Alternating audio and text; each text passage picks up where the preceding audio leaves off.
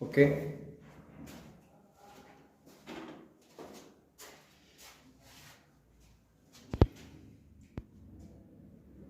जय हिंद सर। देखिए आज क्लास 10th के जो कुछ फिजिक्स के इंपॉर्टेंट क्वेश्चंस होते हैं वो हमें उस टाइप से डिस्कस करने हैं कि जो जो बोर्ड में ज़्यादातर आते हैं, लेकिन फिर भी अभी हम शुरुआत से समझते हैं और थोड़ा तेजी से चलते हैं कि जो क्योंकि बोर्ड्स के एग्जाम आपके कुछ ही दिन बचे हुए हैं, तो हम कवर करेंगे कि फिजिक्स में कौन कौन सी टॉपिक आपकी इंपॉर्टेंट होती हैं। लेकिन पहले हम टॉपिक को क्लियर कर लेते हैं, फिर बताएंगे कि क्या क्या आपको जो स्पेशली पढ़ना चाहिए। ध्यान से सुने। हमारा जो पहला चैप्टर है वो प्रकाश पर रिलेटेड है, लाइट। तो प्रकाश के बारे में थोड़ी बहुत जानकारी आपको दे दें। देखिए प्रकाश जो होता है, प्रकाश लाइट वास्तव में जो है हमारे शरीर को बहुत ज्यादा एनर्जी देती है। ठीक है, शरीर को ही नहीं बहुत लोगों को एनर्जी देती है। जितने भी लोग हैं बूढ़े पुराने आदमी, ठीक है, उनको एनर्जी मिलती है किसकी वजह से? लाइट की वजह से। लाइट न रहे 2-4 दिन तक, देखते हैं क्या स्थिति हो जाती है। ठीक है, जाके कहीं भी भिड़ जाते हैं। ठीक है, कहीं भी जाके भिड़ गए और अगर कुछ दिखता नहीं तो कैसे इंसान चलता है? इसे छूते हुए बराबर लग रहा है। व्हाइट बोर्ड है, क्या है? व्हाइट बोर्ड टच कर करके पता चलता है। तो प्रकाश का अपने लाइफ में बहुत महत्व है। प्रकाश का महत्व इतना है, अब कभी कभी अंदर लाइट नहीं रहती है, अंदर जब लाइट नहीं रहती तो बेंच है दुनिया भर का, तो सब बच्चा सब आता है, हम तो पहले से ही बैठे रहते हैं, माध्यम में रहते हैं, तो बच्चा सब पहले ही आता है तो आकर कैसे टच करता है कि बेंच किधर है, तब बैठेगा। तो ध्यान से सुने। तो मतलब ये होता है कि भाई लाइट जो है इसका बहुत इंपॉर्टेंस है। ऑब्जेक्ट को देखने के लिए, किसी भी वस्तु को देखने के लिए हमें प्रकाश की आवश्यकता होती है। तो वस्तुओं को देखने के लिए किसकी जरूरत पड़ती है? प्रकाश की। प्रकाश क्या है? एक प्रकार की एनर्जी। कोई पूछे what is the definition of light, तो कोई एक्चुअल डेफिनेशन तो उन्होंने बनाई नहीं, बस इतना बताया कि प्रकाश एक प्रकार की ऊर्जा है। प्रकाश एक प्रकार की क्या है? ऊर्जा है, एनर्जी की टाइप है। ठीक है, तो प्रकाश एक प्रकार की ऊर्जा है, याद रखिएगा। अगर आगे आप प्रकाश के बारे में कुछ लिखें तो आप लिखेंगे कि प्रकाश एक प्रकार की क्या है? ऊर्जा है। किसी भी ऑब्जेक्ट को देखने के लिए, किसी भी ऑब्जेक्ट को देखने के लिए, किसी भी वस्तु को देखने के लिए हमें किसकी आवश्यकता होती है? प्रकाश की। न्यूटन ने जो है ये बताया था कि लाइट जो है लगभग उसमें सभी कलर पाए जाते हैं। न्यूटन महान आदमी है, उन्होंने बोला था, न्यूटन ने बताया कि जो है प्रकाश में लगभग जितने भी कलर होते हैं, जितने भी कलर हैं, तो वो सब के सब इसमें उपस्थित होते हैं। जितने भी टाइप के कलर होते हैं, जो लाइट है उसमें सारे कलर उपस्थित होते हैं। कुछ कलर नहीं होते हैं, वो गलत हो गया है, लेकिन आप ध्यान रखेंगे टोटल कलर नहीं होते हैं। पर न्यूटन ने ये बोला था कि प्रकाश सभी प्रकार के रंगों से मिलकर बना है। पूछ देता है कभी कभी कि जो है प्रकाश सभी प्रकार के रंगों से मिलकर बना है अकॉर्डिंग टू किसके अनुसार? पहला ऑप्शन न्यूटन के अनुसार, आइंस्टाइन के अनुसार, दुनिया भर का। तो आप याद रखिएगा न्यूटन के अनुसार प्रकाश सभी कलरों से मिलकर, सॉरी सभी जो कलर से मिलकर बना है। न्यूटन ने कहा था कि जो लाइट है वो छोटे छोटे पार्टिकल से मिलकर बना है, छोटे छोटे कणों से मिलकर के बना है। तो न्यूटन ने अगली बात बताई थी कि प्रकाश जो है छोटे छोटे कणों से मिलकर के बना है। छोटे छोटे पार्टिकल्स को मिलाते हैं तो क्या बन जाता है? आपका लाइट बनता है। उन्होंने कहा था कि जो लाइट होती है वो स्ट्रेट पाथ को फॉलो करती है। कैसे चलती है? Straight path. स्ट्रेट पाथ का मतलब सीधी रेखा में। जो प्रकाश होती है वो बिल्कुल सीधी रेखा में चलती है। ये किसने बताई थी? न्यूटन ने बताया था, सॉरी। तो जो बातें भाई अभी कोई कहेगा सर ये गड़बड़ बात है, ध्यान में। तो एनर्जी जो होती है, एनर्जी ऊर्जा, प्रकाश एक प्रकार की ऊर्जा होती है जो हमें जो है एक प्रकार की एनर्जी देता है, एक संवेदना देता है, बोल सकते हैं आप। ठीक है, कि हम एक्टिव होते हैं उसकी वजह से, प्रकाश की वजह से। अभी ठंडी लगती है तो कैसी स्थिति हो जाती है? 4-5 लोग 8 लोग ऐसे गांव में तो ऐसे सब इकट्ठा बैठ करके एकदम सेक रहा है ना। शहर में भी सब तो वो अंगीठी जला करके सेकता है, हीटर लगा लेता है, वो अलग बात है। तो समझे, थोड़ा सा सबका अपना अपना सिस्टम होता है। लेकिन जैसे ही धूप हो जाती है तो सब प्रकाश लेके टाइट हो जाता है, फिर कहता है चाय बनाओ, तगड़ी वाली कड़क चाय, है ना। एनर्जी आ गई, क्या आ गई? एनर्जी। तो वास्तव में लाइट क्या है? एक प्रकार की एनर्जी है। जो प्रकाश एक प्रकार की ऊर्जा है। प्रकाश जो है एक प्रकार की ऊर्जा होती है, सभी कलर इसमें पाए जाते हैं, न्यूटन ने बोला था। इसके बाद ये छोटे छोटे पार्टिकल से मिलकर बनी है, छोटे छोटे कणों से मिलकर के बनी है, ये स्ट्रेट पाथ को फॉलो करती है। ठीक है, इतनी बातें।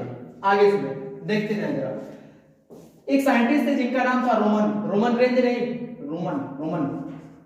ठीक है, स्पेलिंग इधर उधर हो सकती है। कहीं हिंदी मीडियम वाला तो रावण लिखा रहता है, रावण नहीं, सुने। उन्होंने कहा था, रोमन ने, कि स्पीड ऑफ लाइट जो होती है वो 3 × 10⁸ मीटर पर सेकेंड होती है।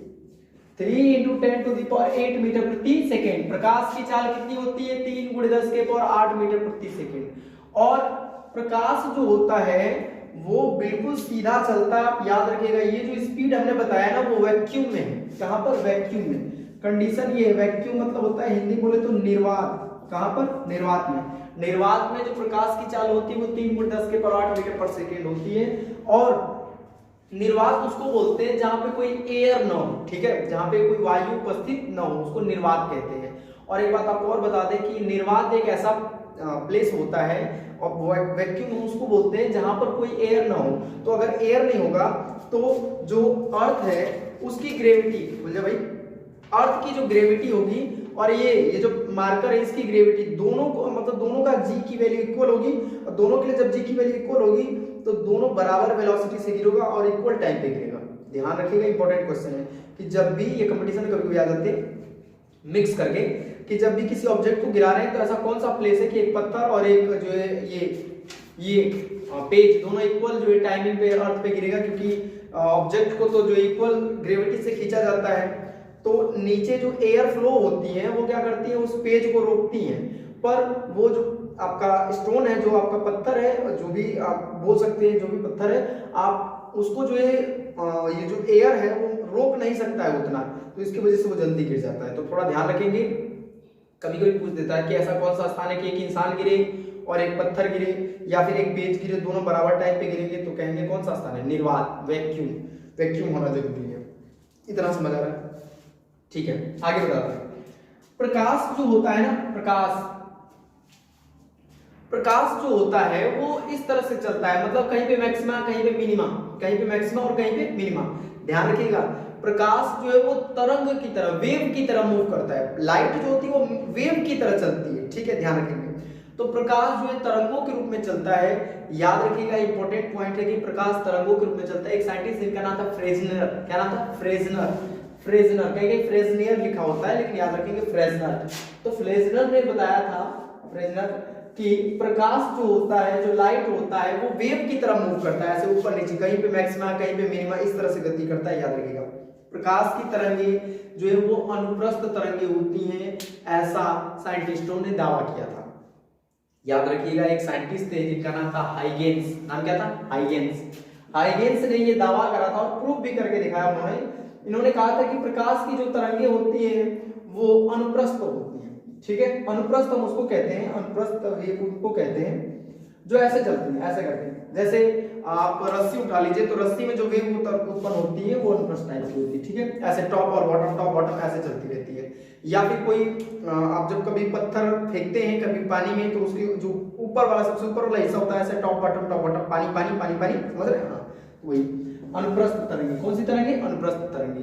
तो जल में उत्पन्न तरंगे जो ऊपर वाली होती है वो अनुप्रस्थ तरंगे होती है, ऊपर और नीचे चलती है शीर्ष गर्त के रूप में। नीचे वाले हिस्से को हम लोग बॉटम गर्त बोलते हैं, मिनिमा जिसको कहते हैं, ऊपर वाले हिस्से को शीर्ष कहते हैं, श्रीग कुछ लोग बोलता है। तो याद रखिए, इसको हम लोग जो मैक्सिमा बोलते हैं इसको मिनिमा बोलते हैं। तो श्रीग गर्त के रूप में ये तरंगे चलती है, ऊपर नीचे, ठीक है।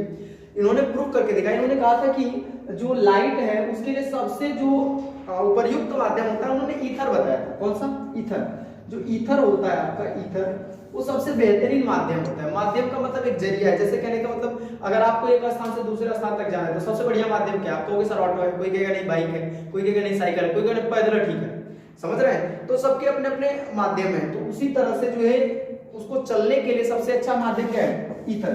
सबसे बेहतरीन माध्यम क्या है? ईथर। किसी भी ऑब्जेक्ट को चलने के लिए जो है माध्यम की जरूरत पड़ती है, तो सबसे बेहतरीन माध्यम जो होता है ईथर होता है, क्योंकि इसका जो डेंसिटी होता है, घनत्व जो होता है बहुत ज्यादा होता है, और ये जो इसकी इलास्टिसिटी, प्रत्यास्थता जो होती है वो बहुत कम होती है। इलास्टिसिटी मतलब ये फैलता, मतलब आप समझे कि इसका डेंसिटी बहुत ज्यादा होता है, काफी ज्यादा घनत्व जो होता है, मतलब ये इसमें प्रकाश की किरणों को हम लोग आसानी से मूव करा सकते हैं, ठीक है।